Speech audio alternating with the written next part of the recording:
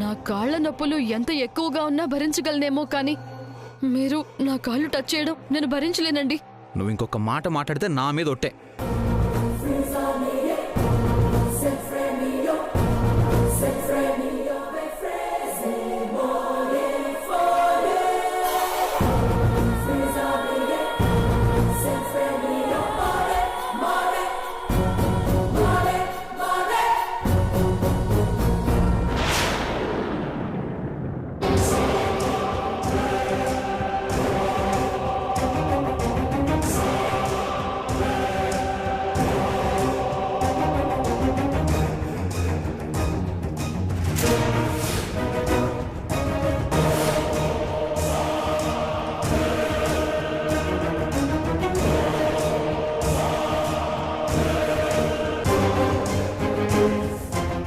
శంకర్, వదిన.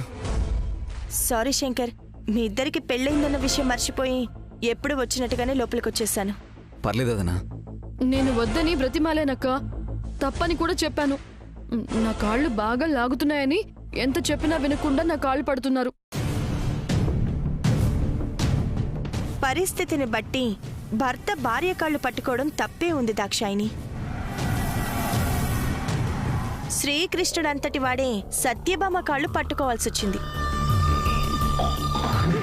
శంకర్, ఇందాక నిన్నెవరో అడిగారు, వెళ్ళి చూడు. సరే వదినా, జాగ్రత్త దాక్షాయని. నేను వెళ్ళి టాబ్లెట్స్ తీసుకొస్తాను.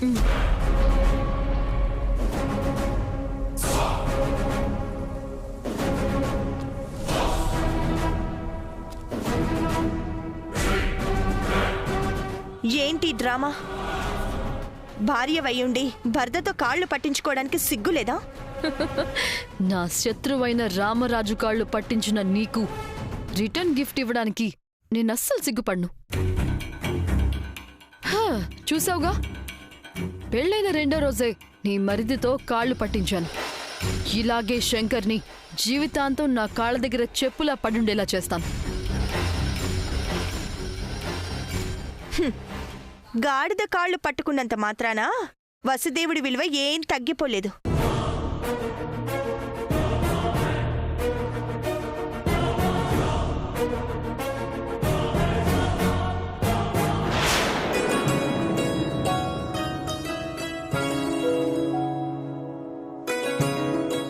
అయ్యా, కావలసిన సామాన్ల లిస్ట్ అంతా రాసిచ్చాను.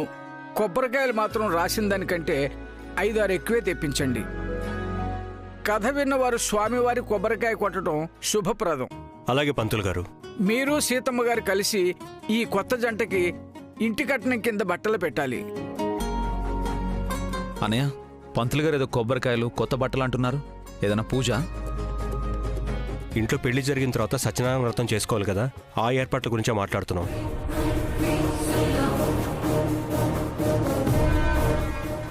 పెళ్లిలో ఈ శంకర్ పక్కన కూర్చుంటేనే ఒంటి మీద గొంగల పురుగులు పాకినట్టుంది. మళ్ళీ వ్రతం పీట్ల మీద కూర్చొని నా వల్ల కాదు. బావగారు,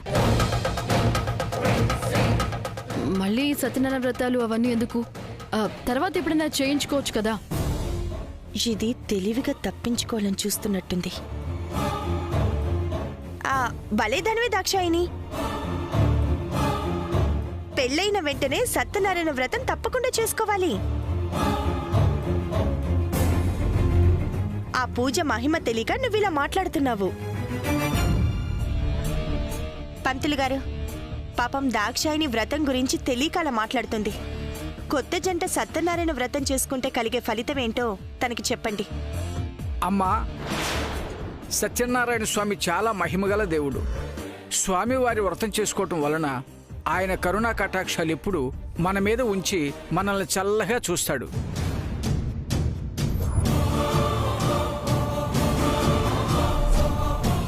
ముఖ్యంగా పెళ్ళైన కొత్త జంట సత్యనారాయణ స్వామి వ్రతం ఎందుకు చేసుకోవాలి అంటే, భార్యాభర్తల బంధం బలపడటానికి, 7 జన్మలు ముడిపడటానికి. వీడితో ఒక్క జన్మే కష్టం, ఇక 7 జన్మలా. అంతేకాదు దాక్షాయిని, వ్రతం చేసుకుంటే సంవత్సరం తిరగకుండానే నీకు పండంటి బిడ్డ పుట్టి ఇంట్లో ఉయ్యాలూగుతుంది. సత్యనారాయణ వ్రతం చేసుకుంటే ఎంత మంచి జరుగుతుందో విన్నావు కదా దాక్షాయిని. నీకిదంతా తెలియక వద్దు అనుకుంటున్నావు. నువ్వు ప్రేమించి పెళ్లి చేసుకున్న శంకర్తో 7 జన్మల బంధం బలపడుతుంది. నీకు పండంటి పిల్లలు పుడతారని తెలిసిన తర్వాత ఇప్పుడు ఉత్సాహంగా వ్రతం చేసుకుంటావులే.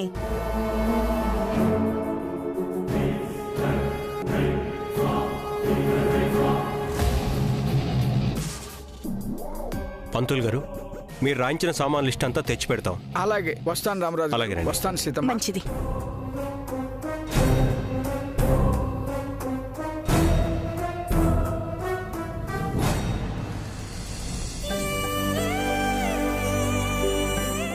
మారుతి, అమ్మగారు, నువ్వు ఇంకా ఇక్కడేం చేస్తున్నావు? వంట సామానంతా ఎక్కడ అక్కడే ఉన్నాయి. సామానంతా లోపల అలాగేనండి. పెట్టి సాయంత్రం ఇంకో 2 పిలిపించి దగ్గరుండి క్లీన్ చేయించు. సరే అమ్మగారు. ఉమ్. అమ్మగారు, నేను చెప్పొచ్చో లేదో తెలీదు, ఇంట్లో అందరూ మీ వల్లే మనస్ఫూర్తిగా సంతోషంగా ఉన్నారు. ఈ సంతోషం ఎప్పటికీ ఇలాగే ఉండేలా చూడండి అమ్మగారు. తప్పకుండా మారుతి. అందరూ బాగుండటానికి నేను బాధ్యత తీసుకోవడమే కాదు, నీలాంటి మంచి మనసు తోడున్నంతకాలం ఈ కుటుంబం ఇలాగే ఉంటుంది. మంచిదమ్మగారు.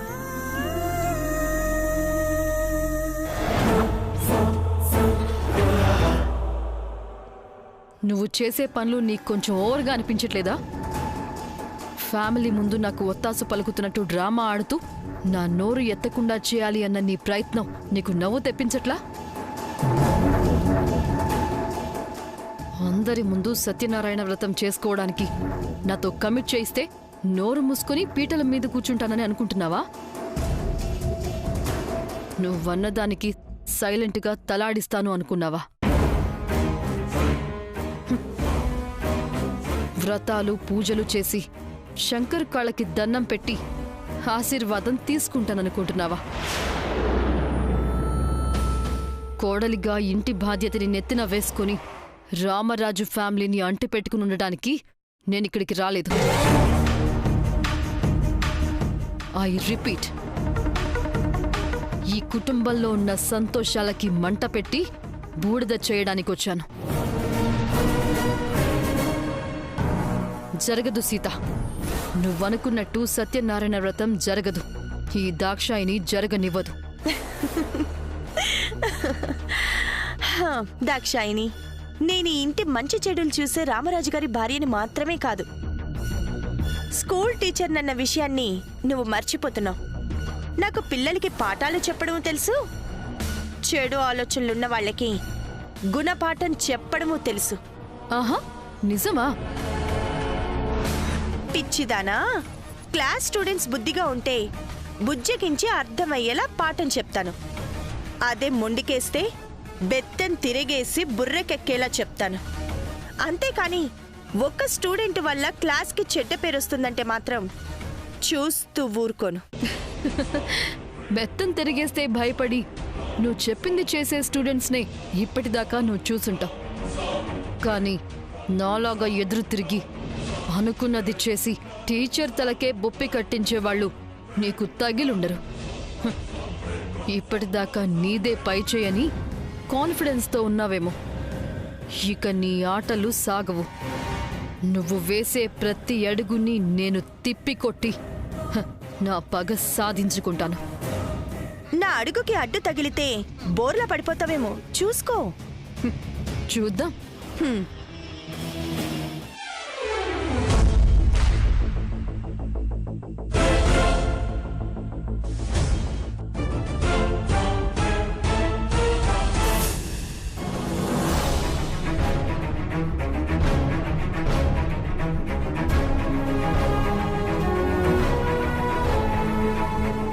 సత్యనారాయణ వ్రతం జరగనివ్వను అని దాక్షాయిని అంత ఖచ్చితంగా చెప్పిందంటే ఏదో స్కెచ్ వేసే ఉంటుంది. దాక్షాయిని ఆటలు సాగకుండా వ్రతం జరగాలి అంటే తన నమ్మకాన్ని దెబ్బతీయాలి. ముందు తనలో భయం పుట్టించాలి. అందుకు నేనేం చేయాలి? ఏం చేయాలి?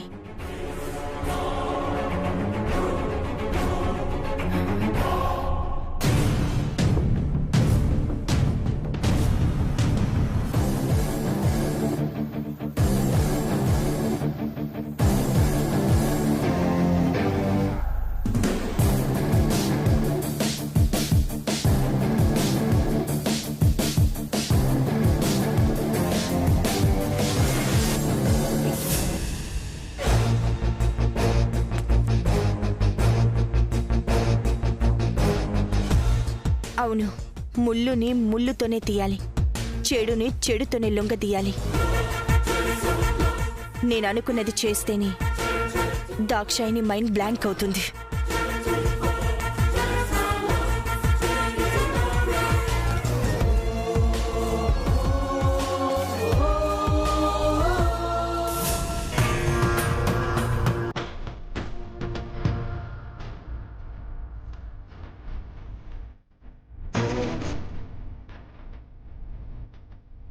నా ఆలోచనని ఈయన ఒప్పుకుంటారో లేదో, చెప్తే బాధపడతారేమో.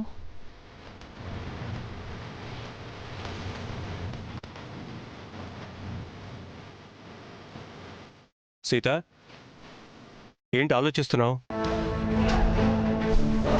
ఆ, సత్యనారాయణ వ్రతానికి ఎవరెవరిని పిలుద్దామా అని ఆలోచిస్తున్నానండి. ఇంకా పిలవడానికి ఎవరున్నారు సీత? మీ తాతయ్య బామ్మ ఇక్కడే ఉన్నారు. ఊళ్ళో పిలవాల్సిన వాళ్ళందరినీ ఆల్రెడీ పిలిచేశాం. ఇంకా పిలవడానికి ఎవరున్నారు? ఆ,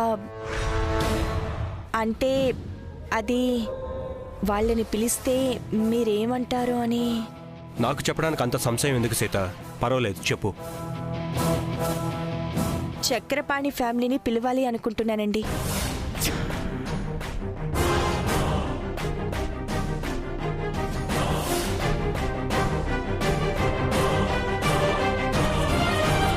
సీత, మంచికైనా హద్దు ఉంటుంది, దేనికైనా ఒక పద్ధతి ఉంటుంది.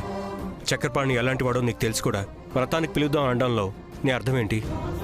వాళ్ళు ఎలాంటి వాళ్ళైనా కలుపుకొని పోవాలి కదండి. వచ్చినా రాకపోయినా శుభకార్యాలకి పిలవడం సంస్కారం కదా. శంకర్ పెళ్లి శుభలేఖ ఇవ్వటానికి వాళ్ళ ఇంటికి వెళ్ళినప్పుడు చేసిన అవమానం గుర్తులేదా? కలుపుకుని పోవటానికి చక్రపాణి సంస్కారం తెలిసిన మనిషి కాదు. పోసిన పాలు తాగి కాటేసే పాము లాంటివాడు.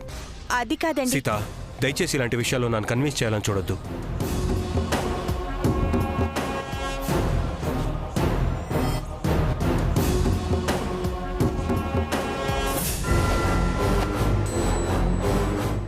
సీత మామని వ్రతానికి పిలవాలి అన్న ఆలోచన చేయడం ఏంటి? ఇది ఖచ్చితంగా నా ప్రయత్నానికి అడ్డుపడ్డమే. మామని పావులా ఉపయోగించుకుంటున్నట్టుంది. చెప్తా.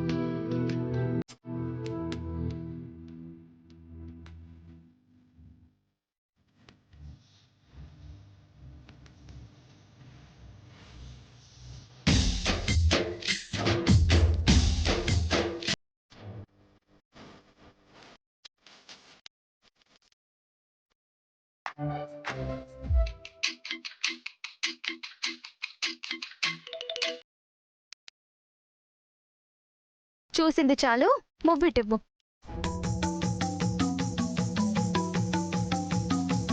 నేనే నా చేతులతో నీ కాలు కడతాను. తమరి సహాయ సహకారాలు నాకేం అవసరం లేదు, ఇటివ్వు. అలా చిరాకు పడతావేంటి సరసు? ఏంటి? అదే సరస్వతి, నాకు క్లాసికల్ డాన్స్ అంటే ఇష్టం. క్లాసికల్ డాన్స్ చేసేవాళ్ళంటే ఇంకా ఇంకా ఇష్టం.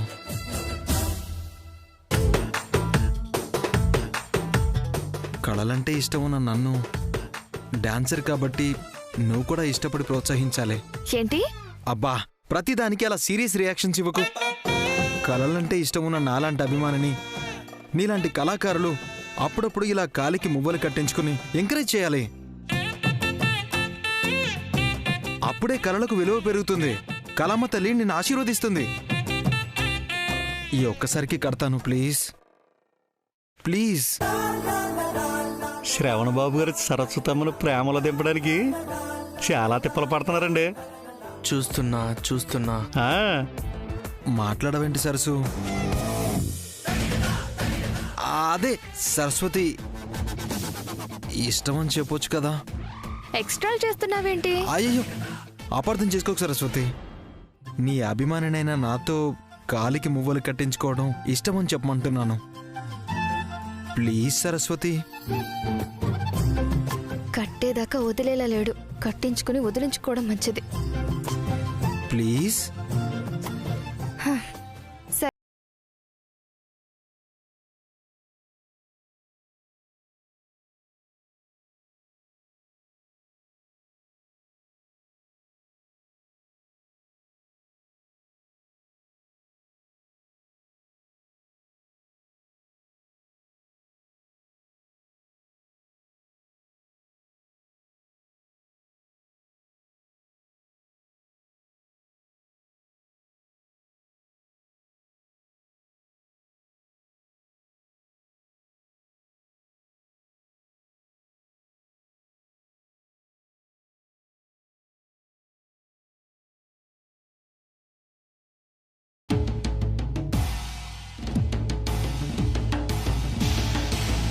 అంటే డాన్స్ చేయవా? పర్లేదు, మువ్వలు కట్టినందుకైనా కనీసం థ్యాంక్స్ చెప్పొచ్చు కదా. బ్రతిమాలి హెల్ప్ చేసిన వాళ్ళకి ఎవరు థ్యాంక్స్ చెప్పరు. పోన్లే, నేనే నీకు థ్యాంక్స్ చెప్తాను. Thank you. దమ్ దరే దమ్ దరే దమ్ దరే దమ్ దరే దమ్ దా.